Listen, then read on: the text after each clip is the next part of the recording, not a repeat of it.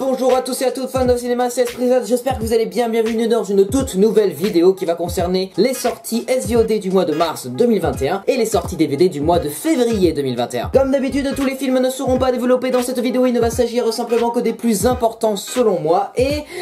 Putain, je suis exaspéré. Ça fait 4 mois qu'on n'a pas vu un seul film au cinéma et on n'a pas fini de compter les jours sans cinéma qui arrivent. J'en ai marre, je fais un vrai burn-out de films sur les plateformes de streaming là. C'est bizarre, j'ai tellement pas envie de regarder des films en ce moment. Je fais plus de critiques, je regarde plus de films. Malcolm et Marie est sorti depuis 1 mois et demi, je l'ai toujours pas regardé, j'ai la flemme. Juste le fait de me dire que je vais encore une nouvelle fois regarder un film dans mon lit, encore comme beaucoup d'autres, ça me décourage. Du coup, ce mois-ci, on va encore parler de films toujours en SVOD sur des plateformes de streaming comme Netflix et Amazon Prime Video. Et dans le programme de ce mois-ci, je vous réserve aussi un petit docu Netflix. Bref, nous sommes encore et toujours en guerre, alors c'est parti, lumière, moteur, ça tourne, réaction, et commençons tout de suite avec les sorties SVOD du mois. Le 1er mars, on commence avec le documentaire du mois. Biggie, I Got a Story to Tell est un documentaire musical sur Netflix qui, grâce à des images rares et des interviews approfondies, va illustrer la vie de The Notorious Big, petit voyou new-yorkais devenu roi du rap. Le 3 mars, un film sur Netflix. Moxie est une comédie dramatique qui aura au casting Joséphine Langford, oui, la petite sœur de Catherine Langford, mais aussi Patrick Schwarzenegger, et Patrick, c'est le fils d'Arnold. Oui, Arnold Schwarzenegger. Le film va raconter l'histoire d'une petite fille de 16 ans en rébellion contre le système dans une petite ville du Texas. Viv Carter est une ado lassée du sexisme ambiant de son lycée, mais découvre que sa mère était membre d'un groupe de punk proche du mouvement Riot Girl dans les années 1990. Inspiré par sa mère, Viv crée alors un fanzine militant du nom de Moxie et commence une révolution féministe au sein de son lycée. Le film se base sur le roman du même nom de Jennifer Mathieu, publié en décembre 2015. Le 5 mars, 2 films. Tout d'abord Sentinelle, qui est un thriller d'action franco-belge sur Netflix. On va suivre les péripéties de Clara, 33 ans et interprète dans l'armée française. Après avoir connu les horreurs de la guerre en Syrie, elle est mutée à Nice au sein de l'opération Sentinelle. Là, auprès de sa mère et de sa sœur Tania, elle tente de se reconstruire, mais un soir, après une sortie en boîte de nuit, Tania est retrouvée à moitié morte sur une plage. Elle a été violée et tabassée. Clara va alors tout mettre en œuvre pour retrouver les agresseurs et venger sa sœur. Cette traque sans merci la mènera sur les traces d'Ivan Gatnikov, le fils d'un puissant oligarque russe de la Côte d'Azur. Et ensuite, nous aurons Un prince à New York 2 ou Coming to America, qui est une comédie américaine avec au casting Eddie Murphy et qui débarquera sur Amazon Prime Video. Ce film est la suite de Un prince à New York, sorti en 1988, c'est-à-dire il y a 33 ans. Ouf, putain la vieillesse. Dans le luxuriant et pays royal de Zamunda, le nouveau roi Hakim et son fidèle confident Semi se lancent dans une toute nouvelle aventure comique à travers le monde, en partant de leur grande nation africaine jusqu'au quartier du Queens à New York, où tout a commencé. Le 12 mars, 2 films sur Netflix. Tout d'abord, Yes Day, qui est une comédie familiale américaine adaptée du livre pour enfants du même nom. Jennifer Garner en a assez de dire non à ses enfants. Pendant 24 heures, c'est le Yes Day. Les enfants décident de tout et les parents acceptent sans rechigner. Pour les parents qui regardent cette vidéo, vos enfants vont adorer, mais est-ce une très bonne idée de montrer ce film à eux? Cela risque de leur donner des idées. Et ensuite nous aurons Des vies froissées ou Kagitan Hayatlar, qui est un film turc. On a eu cette Kogustaki Moussizé l'année dernière et voilà le film turc de cette année. L'histoire se passe dans un vieux quartier d'Istanbul. Mehmet gère la déchetterie et il apporte son aide aux enfants et adolescents sans abri, donc il est familier des difficultés. Son chemin va croiser celui d'un petit garçon de 8 ans qu'il va prendre sous son aile afin de partir à la recherche de ses parents. Au cours de son périple, Mehmet doit bientôt affronter sa propre enfance traumatisante. Le plus drôle, c'est que dans Kagitan Hayatlar, le perso principal s'appelle Mehmet, exactement comme le perso principal de cette Kogustaki Moussizé. C'est étrange cette coïncidence. Le 26 mars, 3 films. Tout d'abord Bad Trip, qui est une comédie américaine sur Netflix avec Eric André. Par le producteur de Jackass, cette comédie tournée en caméra cachée suit 2 amis dans un road trip rythmé de blagues aux victimes aussi innocentes qu'inconnues. Ensuite, nous aurons le film A Week Away, qui est un drame romantique américain qui arrivera sur Netflix. Dans cette comédie musicale réjouissante, un ado difficile donne sa chance à un camp d'été. Contre toute attente, il y trouvera l'amour, l'amitié et sa place au soleil. Et enfin nous aurons Je te veux, moi non plus, qui est une comédie romantique française qui débarquera sur Amazon Prime Video avec au casting Inès Reg, son compagnon Kevin Debonne, Laurie Perret, Pauline Clément, Anthony Sonigo et Constance Labbé. Nina et Dylan, meilleurs amis depuis l'enfance, n'ont aucun secret l'un pour l'autre. Désormais Nina vit à Paris tandis que Dylan habite à Biarritz. Dylan a toujours pensé qu'ils finiraient ensemble mais n'a jamais sérieusement tenté sa chance auprès de Nina puisqu'elle se moque de lui à chaque fois qu'il évoque un avenir ensemble. Quand Nina quitte son petit ami et décide de partir à Biarritz pour des vacances improvisées avec ses deux meilleurs amis, elle a finalement un déclic. Alors que Dylan vient de débuter une relation avec sa dernière rencontre, Nina réalise que c'est bel et bien l'homme de sa vie. Pleine de rebondissements, leur histoire d'amour va être beaucoup plus compliquée que prévu. Merde, vous êtes déjà là? Vous voulez du coca? Ah, c'est déjà fini?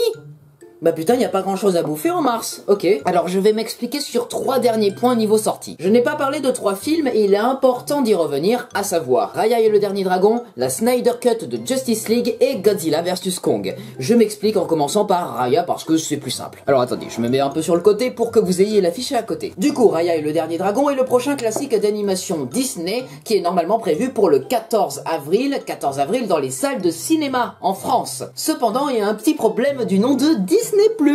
Le film sera disponible en accès premium sur Disney+, dès le 5 mars prochain aux USA. Je me suis pas encore assez renseigné pour la France, mais on peut au moins faire le constat de la situation du film dans les prochaines semaines, voilà. Courant mars, le film sera déjà dispo en VO sur les sites de téléchargement illégaux.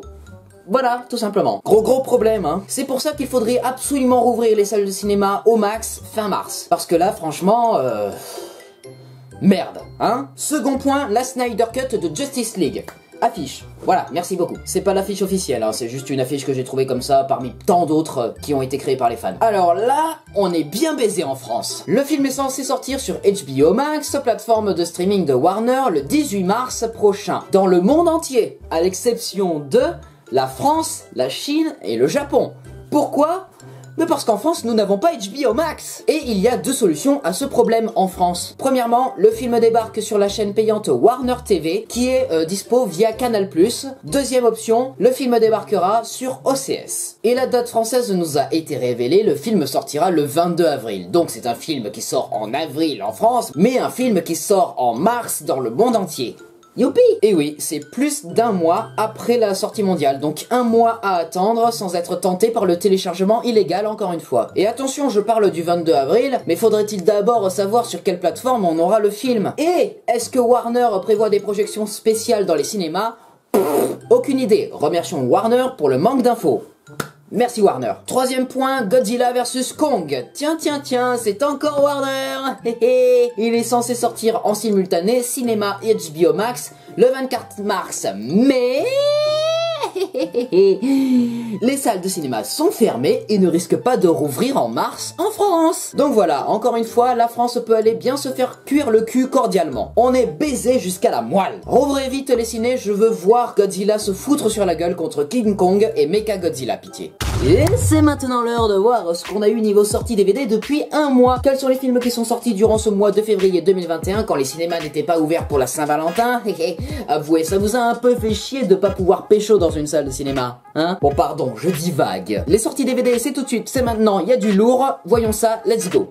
Quels sont les films qui sont sortis durant le mois de février 2021 en DVD? La comédie française Antoinette dans les Cévennes faisant partie de la sélection officielle de Cannes 2020 avec Laure Calamy et Benjamin Laverne. Le film a d'ailleurs 8 nominations au César 2021 qui se tiendront pendant ce mois de mars. Je vous prépare une vidéo dessus, vous inquiétez pas. Meilleur film, meilleure actrice, meilleur acteur dans un second rôle, meilleur son, meilleure photo, meilleur montage, meilleure musique originale et meilleur scénario original. La comédie française Mon cousin de Yann Conen avec Vincent Lindon, François Damiens et Alix Poisson. La comédie dramatique française Les choses qu'on dit, les choses qu'on fait d'Emmanuel Mouret avec Camélia Jordana, faisant partie de la sélection officielle de Cannes 2020 et qui a reçu 13 nominations au César 2021. Je vais tous les citer, alors attention, grosse inspiration. Meilleur film, meilleure réalisation, meilleur acteur, meilleure actrice, meilleur acteur dans un second rôle, meilleur espoir féminin, meilleure actrice dans un second rôle, meilleur scénario original, meilleure photographie, meilleur montage, meilleur son, meilleur décor et meilleur costume. Merci. Le film fantastique d'horreur The Craft, les nouvelles sorcières, reboot du film The Craft, dangereuse Alliances, le film d'animation Bigfoot Family suite de Bigfoot Junior, la comédie familiale française de Parents d'élèves avec Vincent Dédienne, Camilla Jordana et Alix Poisson, le drame britannique Blackbird, top 22 de mon année 2020, film qui m'a fait énormément chialer, avec notamment Sam Neill, Kate Winslet et Mia Wasikowska, le thriller d'action The Good Criminal avec Liam Neeson et Kate Walsh, le thriller d'horreur The Rental de Dave Franco avec notamment Dan Stevens, le thriller dramatique et horrifique One Beer The Apartment ayant remporté le prix du public au Festival de films fantastiques de Gérardmer 2020, la comédie familiale américaine Mon grand-père et moi avec notamment Robert De Niro et Uma Thurman, le film d'action horrifique sud-coréen Peninsula Aka, la suite de Dernier train pour Busan, faisant partie de la sélection officielle de Cannes 2020, la comédie française Miss de Ruben Alves avec Alexandre Wetter nominé au César du meilleur espoir masculin, et enfin le film de science-fiction russe Sputnik, espèce inconnue, très inspiré d'Alien. Et voilà, c'est la fin de cette vidéo rétrospective des sorties SVOD du mois à venir et sorties DVD du mois dernier. J'espère que cette vidéo vous aura plu. Si c'est le cas, vous savez quoi faire. Le like, le partage, le commentaire, l'abonnement à la chaîne, l'activation de la cloche et les abonnements aux réseaux sociaux comme Instagram. Je vous demande de me suivre sur Instagram. Il y a tout sur Instagram, ok? Je vous dis plus de choses sur Instagram que sur YouTube, ok? Je fais pas trop de forcing. Tout va bien. Quant à moi, je vous souhaite un très bon mois de mars 2021. On croise les doigts pour des assouplissements des mesures concernant le monde de la culture, que ce soit les musées, les théâtres, les cinémas. On les soutient, on continue à penser à eux, ok? J'espère que la rentrée des vacances n'a pas été trop compliquée pour la plupart d'entre vous. Pour les lycéens, dépêchez-vous avec Parcoursup. Pour les universitaires comme moi... Est-ce que le gouvernement est au courant de notre existence? Voilà, hein, mis à part les problèmes d'islamo-gauchisme évoqués par Frédéric Vidal. Les meilleures années de notre vie, mon cul. Bref, on espère la réouverture des cinémas au plus vite. C'était Esprit Z, coupé.